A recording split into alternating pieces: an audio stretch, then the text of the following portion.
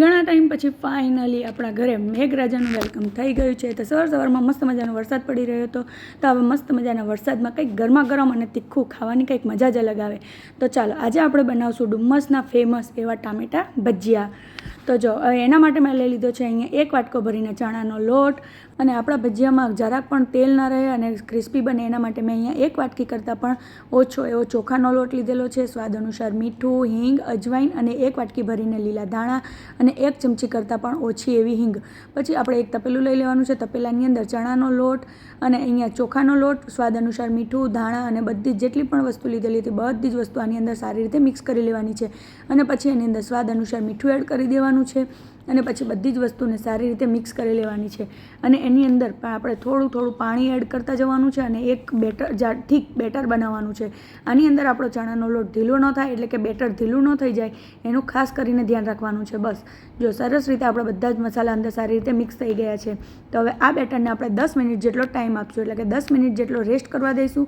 અને આની અંદર આપણે 1.5 ગ્લાસ જેટલું પાણી એડ કરેલું છે. તો બસ સરસ રીતે આપણું બેટર તૈયાર થઈ જાય એના માટે આપણે 10 મિનિટ સુધી એને રેસ્ટ થવા દઈશું. હવે આપણા બેટરની અંદર સારી રીતે બધા જ મસાલા મિક્સ થઈ જાય ત્યાં સુધી આપણે અહીંયા ટામેટાના ભજીયા ઉપર જે મસાલો તૈયાર કરવાનો છે એ મસાલો તૈયાર કરી લઈશું. તો એના માટે મેં અહીંયા લઈ લીધા છે 1 વાટકો ભરીને લીલા ધાણા અને એની સાથે અહીંયા 1 નાની વાટકો કરતાં પણ 1 નાની વાટકી જેટલા ફુદીનાના પાન અને સાથે 10 થી 12 નંગ જેટલા અહીંયા મેં તીખાસ માટે લઈ લીધા છે લીલા મરચાં. અને એની સાથે મેં અહીંયા એક આદુનો ટુકડો અને અહીંયા લસણની 5 થી 6 કળી લીધેલી છે. અહીંયા તીખાસ તમે તમારા પ્રમાણે ઓછા વધ કરી શકો છો. અહીંયા 1 લીંબુનો ટુકડો, જરૂર પ્રમાણે ખાંડ અને અહીંયા આપણી ચટણીને કે આપણા મસાલાને થિકનેસ આપવા માટે અહીંયા 1 વાટકી ભરીને ગાંઠિયા લઈ લીધા છે. ગાંઠિયા કમ્પલસરી છે. અને પછી આપણી ચટણીને એકદમ ગ્રીન કલર આવે એના માટે મેં અહીંયા 4 થી 5 નંગ આઈસ ક્યુબ લઈ લીધેલા છે.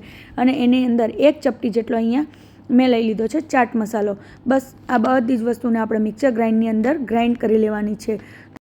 તો ફાઇનલી આપણે મસ્ત મજાની અહીંયા ગ્રીન ચટણી એટલે કે ગ્રીન મસાલો તૈયાર થઈ ગયો છે. તમે જોઈ શકો છો. આપણે એકદમ આને અર્ધકચરો જ વાટવાનો છે. એકદમ ગ્રીન એટલે કે એકદમ પતલી નથી બનાવવાની, થીક રાખવાની છે. તો ફાઇનલી આને કાચી પણ તમે રોટલી સાથે ખાઈ શકો છો. તો ચાલો હવે આપણે ટામેટાં કટિંગ કરશું. તો ટામેટાની અંદર મેં અહીંયા 4 થી 5 નંગ ટામેટાં ધોઈને સાફ કરીને લઈ લીધેલા છે. પછી ટામેટાને ઉપરથી થોડુંક એવું કટિંગ કરી અને સાઈડમાં મૂકી દેવાનું છે. અને પછી આપણે ટામેટાને એક સરખી બધી સ્લાઇડ્સ કરવાની છે. નથી મોટી કરવાની કે નથી બહુ પતલી કરવાની. પછી બધા ટામેટાને અહીંયા કટિંગ કરી અને સાઈડમાં મૂકતા જવાનું છે. અને આપણે ટામેટાને અહીંયા કઠણ ટામેટાં લેવાના છે જેથી કરીને એને પાણીનો ભાગ વધારે ન આવે અને ઓછો આવે. પછી બધા ટામેટાની સ્લાઇડ એક સરખી કરી સાઈડમાં મૂકી દેવાની છે. ફાઇનલી બધા ટામેટાને અહીંયા આપણે સ્લાઇડ કટિંગ કરી દીધી છે. હવે વારો છે આપણા મેઇન પ્રોસેસનો, એટલે કે હવે ટામેટાની જે સ્લાઇડ કટિંગ કરેલી હતી એ સ્લાઇડની ઉપર એક સ્લાઇડ લઈ અને આપણે જે ગ્રીન એટલે મસાલો તૈયાર કરેલો હતો એ 1 ચમચી ભરી અને એની અંદર ટામેટાની ઉપર લગાવી દઈશું. બસ પછી આપણે વારાફરતી બધા ટામેટાની સ્લાઇડ ઉપર આવી રીતે 1 ચમચી ભરીને બધો મસાલો તૈયાર કરી લઈશું. અને મસાલો લગાવી અને ટામેટાની સ્લાઇડ તૈયાર કરી લઈશું. અને ટામેટાની સ્લાઇડ તૈયાર કરી અને આપણે એક થાળીની અંદર મૂકતા જઈશું. તો બસ પછી હવે આપણે બધા ટામેટાની સ્લાઇડને આપણે મસાલો ભરી અને તૈયાર કરી દીધી છે. તો હવે એને સાઈડમાં મૂકી અને હવે વારો છે આપણા બેટરનો. આપણા બેટરની અંદર પણ 10 થી 15 મિનિટ જેવો ટાઈમ થઈ ગયો છે. એટલે આપણા મસાલા પણ સારી રીતે મિક્સ થઈ ગયા હશે. તો હવે એની અંદર આપણે ચમચાથી ફરી એકવાર હલાવી લેવાનું છે. ને અહીંયા તમારે બેટરને ચાખી લેવાનું છે કે જો મીઠું વધઘટ હોય તો તમે આની અંદર એડ કરી શકો છો. પછી હવે એની અંદર 1 ચપટી જેટલો આપણે ખાવાનો સોડા એડ કરશું જેથી કરીને આપણા એટલે કે આપણા ભજીયા એકદમ ક્રિસ્પી અને ફૂલેલા બનશે. તો આની અંદર સોડા મિક્સ કરી અને આપણે તમારે અહીંયા ચમચાથી મદદથી હલાવી લેવાનું છે. મિક્સ થઈ ગયા પછી આપણે અહીંયા તેલ પણ ગરમ કરવા માટે મૂકી દીધું છે. તેલ ગરમ થઈ ગયા પછી આપણે 1 ટામેટાની સ્લાઇડ લઈ લેવાની છે. એને એમને જ બેઠી સીધી જ મૂકી દેવાની છે. મસાલાનો ભાગ ઉપર આવે એવી રીતે મૂકવાની છે. પછી આપણે ચમચીના મદદથી નીચેથી ટામેટાની સ્લાઇડ ઉઠાવી અને એને બધું જે વધારાનું બેટર છે એ નિતારી અને પછી આપણે એમ જ સીધે ચમચીથી તેલની અંદર મૂકી દેવાની છે. બસ પછી આપણે આવી રીતે બધી સ્લાઇડને ધીરે કરી અને મસાલો નીચે ન પડી જાય એનું ખાસ ધ્યાન રાખવું. અને આને ધીરે બહુ ઉતાવળ ન કરવી, ધીરે કરીને બધી એક સ્લાઇડ આપણે તેલની અંદર મૂકતા જવાનું છે. અને ખાસ ધ્યાન રાખવું કે આપણે વધારે પડતા ટામેટાના ભજીયાને ગોલ્ડન બ્રાઉન નથી કરવાના અને આપણે તેલમાં 2 વાર તળવાના છે, જેથી કરીને આપણા ટામેટાના ભજીયા એકદમ ક્રિસ્પી બનશે.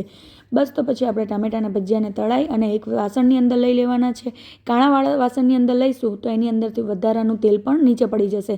પછી તો બસ હવે જે બાકીના ભજીયા આપણે જે ટામેટાના સ્લાઇડ વધેલી હતી એને પણ આપણે બેટરની અંદર ડીપ કરી અને બધા ટામેટાના ભજીયાને આપણે તૈયાર કરી લઈશું.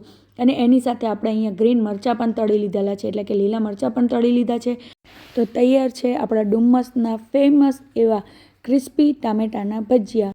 તો બસ પછી અને ગરમા ગરમ તળેલા મરચાં સાથે અને તીખી મીઠી ચટણી સાથે સર્વ કરો. તો એન્જોય. મળીએ નેક્સ્ટ વિડીયોમાં. Like, share, subscribe.